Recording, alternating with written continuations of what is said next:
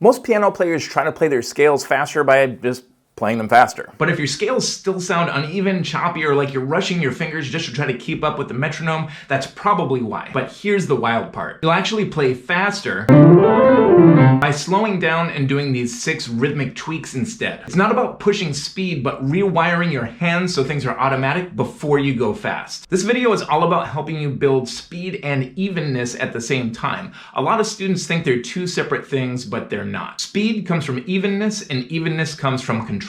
And the best way to build that control is to change how you rhythmically practice your scales. So now I'm going to show you the 6 rhythmic patterns you can use right away with any scale. Let's take your scale of choice and envision that you're going to play these in 16th notes. And we're basically going to stretch different parts of each group of 4. We'll start with a simple rhythmic pattern that goes long, short. We'll do this with a 1 octave C major scale. So you play long, long, long. After you do this several times, you're going to flip that for rhythmic pattern number 2, that's short, long.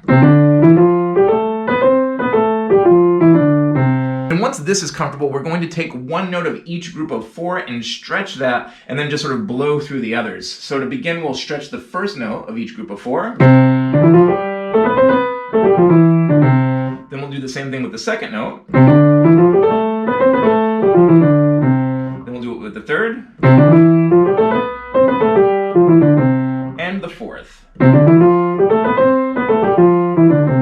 Once you work through all 6 iterations, you should be able to go back to playing it normally, and you'll feel much more control and evenness. Now, once these rhythm patterns feel easy, now we can talk about speed, and this is where a lot of people get stuck. The trick is in using the metronome and appreciating what a great tool it is, because it can increase the speed so incrementally it's almost imperceptible. It actually pretty much is imperceptible to the human brain. And that's the point here. We're bypassing resistance by bumping the metronome up in tiny increments like 1 or 2 BPM rather than 10. For example, this is 100. And here's 102. Pretty much imperceptible, but by definition slightly faster. You can use a tracker or log to keep track of how fast you've gotten with each passing day, each passing week, and if at any point you feel like you're losing control, go back to those 6 rhythmic exercises and you'll find that goes a long way in maintaining that clarity and evenness. And this boost in technique will carry over into any piece of music that you play. If you enjoyed this technique video, you'll probably also like this one here. These are the 4 most common technique issues I find in beginner and intermediate students. Thanks for watching, and I'll see you over there.